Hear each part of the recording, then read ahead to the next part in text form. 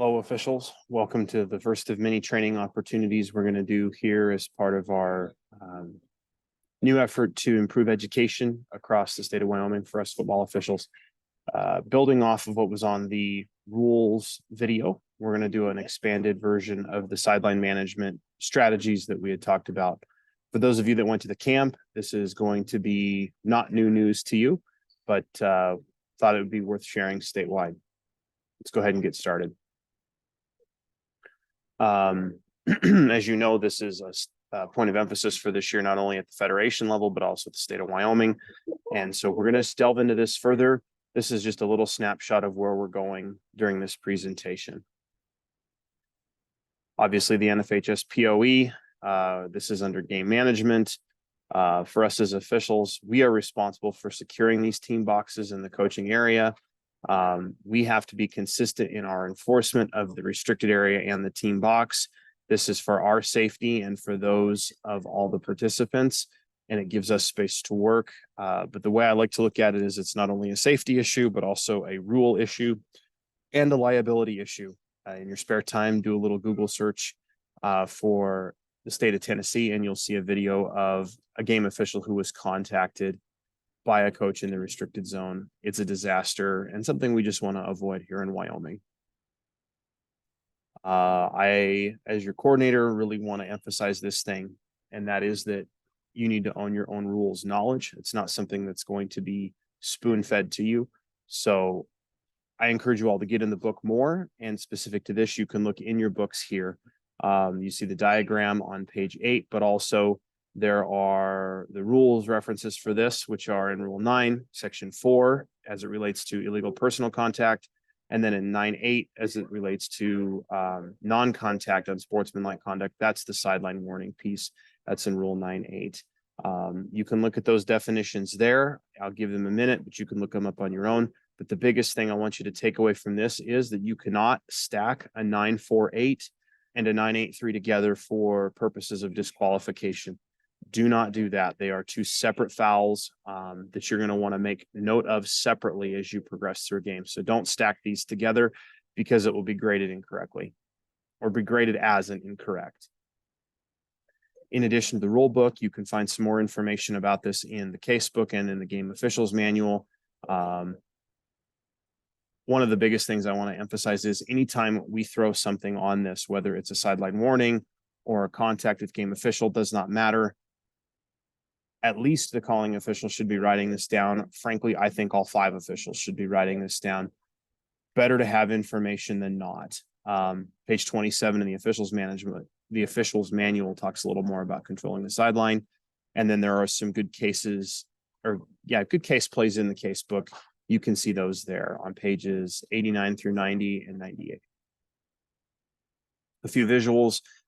We saw this one in the rules video, so I'm not going to spend a lot of time on that, but you can see clearly what we expect here in terms of the restricted zone or the safety zone for us and for those 3 coaches or play callers or substitutes, whatever, during the dead ball period. We have the gold area. That's where coaches should stand, maybe a pending substitute, that type of a thing. And then the blue for everybody else. I think this is such a clear example. Obviously, we don't have that luxury everywhere, but this is what we're looking to maintain. Even if you only have 2 boxes, a white zone and a grassy area, it makes it really easy when you look at it visually, and just reminding coaches of that from the time where the snap is soon to occur through the play. We want that restricted zone clear. A few visuals. There's some new ones as well as some old ones here. Obviously, this one we've seen. We have no issue here. We don't see the screens, obviously, but in this dead ball period, we've got plays being signaled in. We have no issue here. As long as they back out after doing so, this is not a foul. The same here in the dead ball period. You've got 2 signal callers. You've got coaches relaying information in. During that dead ball period and up until when the snap is soon to occur, we have no issue here. This is not a problem as long as they clear that white restricted zone. The same here on a high school field. If you look closely, you'll see both the sideline and then back. You'll see the restricted line. Got a ball boy here walking his way back. You've got players signaling things in. Again, we have no issue here. this is a clean sideline as far as we're concerned. Once again, you can see why that's important. In both of these pictures, you have officials who can make a clear decision on these toe tapping catches. They are line of sight, whether it's in the restricted zone where the coaches and players are, or in the side zone where non-game personnel might be. Both are unobstructed, and that's exactly what we're looking for. Nothing of issue here. Once again, you'll see that that G is up there. Officials, get that thing on the track. It's a pet peeve of mine, but it's also for your safety. The last thing you want to do is trip over something that's completely pointless, particularly on a field turf field. Put that thing on the track. On the other side of the coin, here's what we want to avoid. You can see this is a very packed restricted zone, and it gets worse throughout the three images as you go from left to right. A penalty flag should be dropped on this for sideline warning. The official in this picture is not officiating where they need to be. God forbid there's a play at the coffin corner here. This official has no way of making an accurate call. So this is what we want to avoid. This is what you want to communicate and try and prevent with our coaches and our players. But in this situation, a penalty flag needs to be dropped. The same thing here. This is not a bad job. You might say, this is fine. It's truly not, because you have a head coach or whomever. This looks like Dabo Sweeney, so we're going to say it's him. Even he's got to get back in this situation, because this official is coming up to make a decision and is not going to be able to make a decision if his or her sight line is interfered with. So it doesn't matter if it's a bunch or one. We need that safety zone completely unoccupied by anyone other than the game official. Couple plays from the league here, same kind of a deal. We've got coaches that have meandered on. These are not acceptable. These are things that we'd want to remind our coaches, hey, we need to fix this. But if it becomes an issue, we need to drop that penalty marker. This play here is a good example why. At the camp, they got to see the live version of this. But as you can see here, this official's attention is clearly not where he's running. He's looking at what he should be, which is the backside action on this number 40, making sure he doesn't get fouled against. And what you can see up ahead is both a player and a coach in the restricted area. And actually this official makes contact with one of those two individuals. That escalates to a contact foul. That flag should be dropped, and it should not be for a sideline warning. That is a 15-yard penalty without exception or question. Get some videos here in a minute. Also remember that there's a game management piece here. This is a TV personality, but it might as well have been a local yokel or a camera person or what have you, outside of the coaching box, the restricted zone, but still in our safety zone. Game administration needs to clean this up. Ask them to do so, please. And the reason is if you look at this official, he's not looking at anything other than grass, trying to stay out of the way of this. You're not officiating anything, and that's when things get missed, and that's what we're not about. So while we wouldn't necessarily drop a marker here, we need this addressed, get on the stadium mic or what have you, and get to game administration to get that cleaned up. Transitioning things a little bit here, we want to talk about emotion, because when we look at these fouls, especially this first couple of years, this is going to be an emotionally charged situation. So when we look at emotion, there's lots of things that impact it. And when we have these emotional situations, the first thing we need to do is we need to pause. Just take a minute, let that moment pass before we go on, because if we just build on emotions quickly, we stack and then we get to a level that's hard to come back from. We move to DEFCON 1 way too fast, and we can't do that. So take a pause. Remember, we're answering questions, not comments. So if there's not a question, don't give an answer. That is going to create natural moments of silence, which will help de-escalate the situation, bring those emotions down. Remember, though, that comments aren't personal challenges either. They're just comments. Let them sit there in the air. They'll dissipate quickly. Big thing for me is it's not about us. It's not. It's about the game and the kids. I'm not going to make it about me. As officials, we can't make it about ourselves. So remembering that also brings those emotions down. And lastly, remember, there is never a reason to threaten things like flags, votes, contracts, a phone call. Nothing good comes from that. And so we don't threaten those things. We don't tell each other how to do our jobs, and we don't point fingers or place blames. We just can't do it. It just disintegrates the foundation of our game, and nothing good can come of it. As we talked about, there are several things you can do to de-escalate a situation. You can pause. You can do things like active breathing and fix your posture so that you are a calming influence. One of the things that I've been working on that I think is a great piece of gold here is that when you breathe in through your nose and you exhale out your mouth with an audible tone.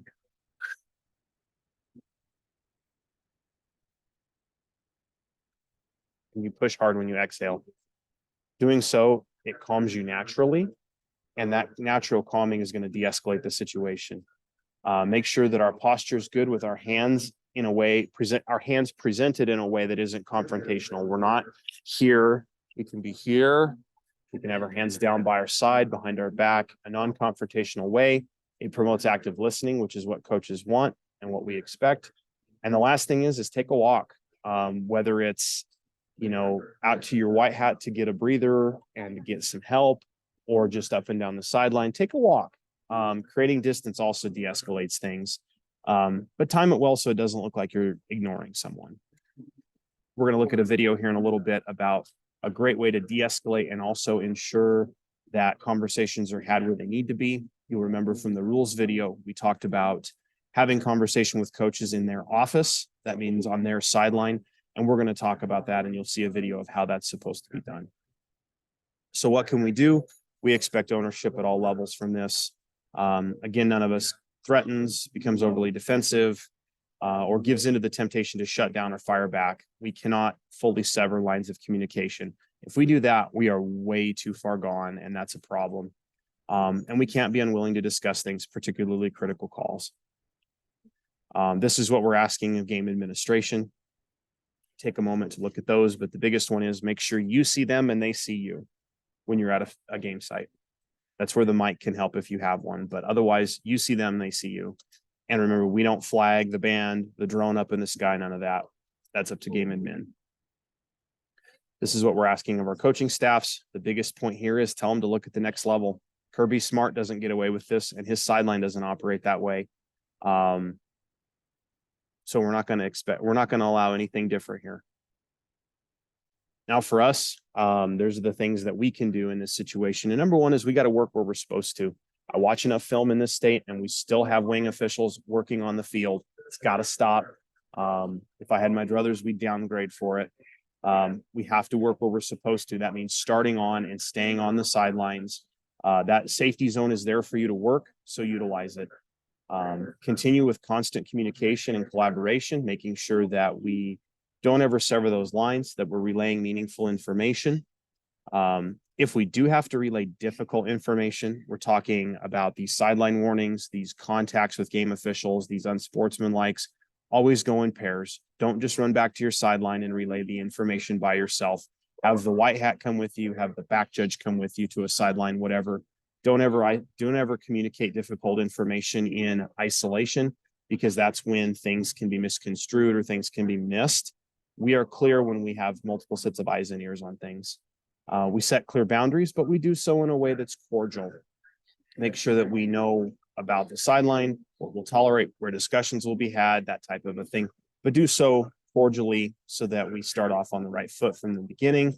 As we ask the coaches this year, find and work with the get back coach or whomever it is. Make sure that person's in your hip pocket. Make sure they're on your side.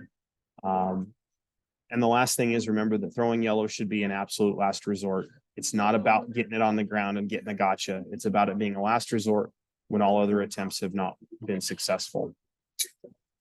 Remember that we can start all of this in the pregame conference. Our first impressions matter. When we show up, how we look, how we act ourselves, what we talk about in the pregame meetings, that sets the tone. And we have to set it in a proper manner. But also let's remind our coaches of these points of emphasis, both the Federation ones and our statewide one this year. But the biggest thing is let's build relationships. We are in way too small of a state to get away with anything other than making sure we build lines of communications and relationships. It starts from when we walk on the field. We use professional titles. And remember that perception is reality. On that note, one of the things that I like to remind our crews of is the comment TV, TV, TV. Every one of our games, or most of them, are now at the very least on the Federation Network. And that little camera sees us when we walk on the field. How we carry ourselves, how we act is captured. And that directly leads to how we're perceived by external audiences. So we need to carry ourselves properly because something and someone is always watching. We'll look in a minute on how it should look in that de-escalation techniques.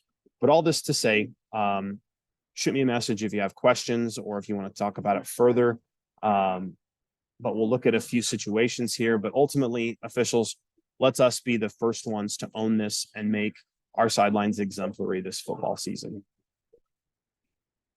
Okay, let's watch a few videos. Okay, this first video, this is from a high school game, and this is a sideline warning.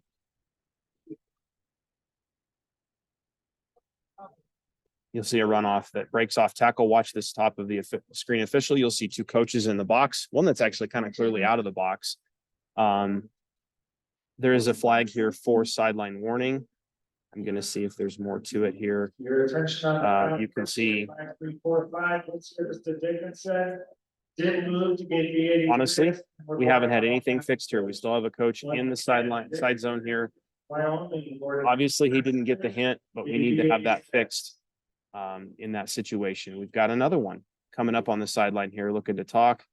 That needs got, it needs enforced, and then it needs reinforced after the fact.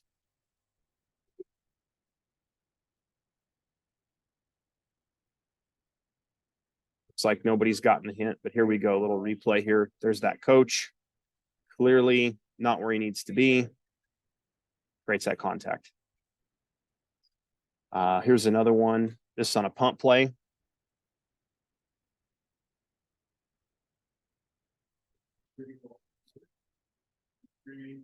Top of the screen sideline looks pretty good. On this return, look at the bottom sideline.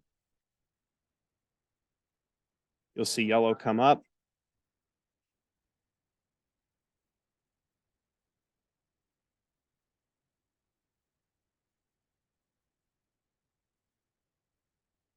So the flag is for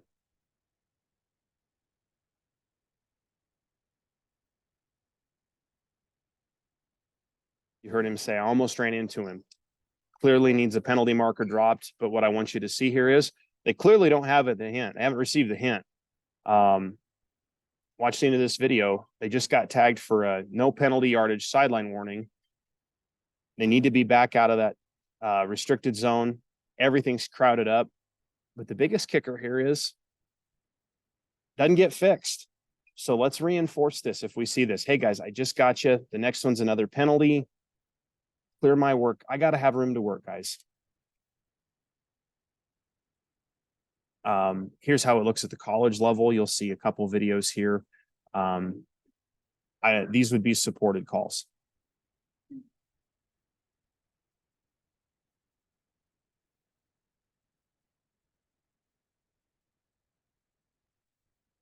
Top of the screen.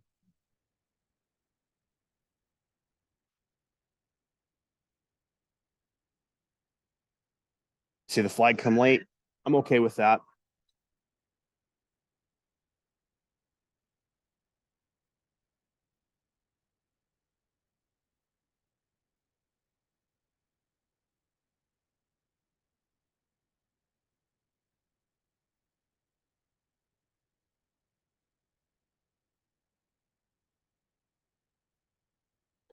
Obviously, our signal here is a little different. We would use sideline warning in this situation. And you'll see a replay here.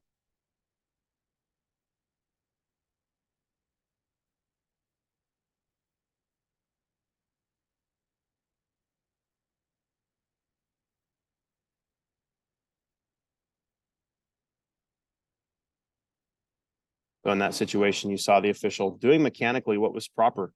That was a swing pass out to the side. And the official is doing what they need to do. They're working away.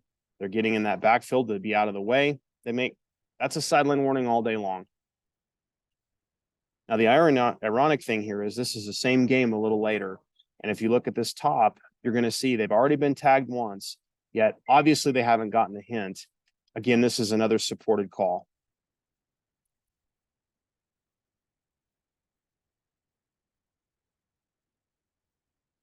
Same deal. And then he gets back. Oh, that's not my fault. Yeah, it is.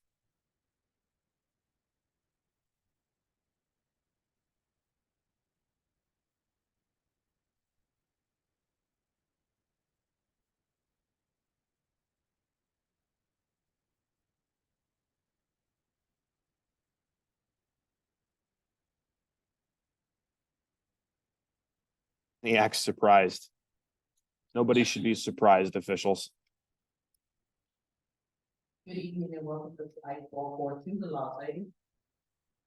So check it out here. If you look at the top, you've got, he's in the box. Can't have it. I would say be a little more gracious. It's not quite as hard and fast as that where they're out of the way, but they got to stay out of the white. It's that clear. So that would be a supported flag from my standpoint. One last thing we're going to look at here is another video. This is about the de-escalation techniques and about having conversations with coaches, quote, in their office. So this is from a college game and we'll let it go, but you can see an escalated situation. This one's actually a hold, but we're going to say it's a sideline issue. And the coach is obviously not happy that you tagged him. He's not happy at your white hat. So much so, he's going to pop a timeout because he wants to go have a piece of your white hat. First thing to look at this wing official. He's trying his best to keep this coach back on the sideline. Coach, come back. It's not working, but watch what the white hat does here. See, he walked right past this coach because we're having this conversation in your office. We're not having it in the middle of the field where it's a spectacle. We're going to go back to the sideline and you see this official, his hands are in an open posture. They're not aggressive. He's doing his best attempt to listen, but also convey accurate and concise information. This is what I'm talking about when I talk about de-escalation. We have these conversations off of the middle of the field. We do our best to calm things down, even in a heated situation like this. It's no secret I'm no fan of this coach. He's a cheater, but that's just between us. This is what we're looking for to try and de-escalate a situation. Wing guys, keep your coaches back, even if they want to talk to your white hat. Do the best you can. If not, we have conversations on the sideline, not in the middle of the field. So that's what we're looking for here. Officials, I hope this video helps. Shoot me a call or a text or an email with any questions or comments, and we will do several of these throughout the season. And good luck out there. Stay safe under the lights and between the lines. We'll see you.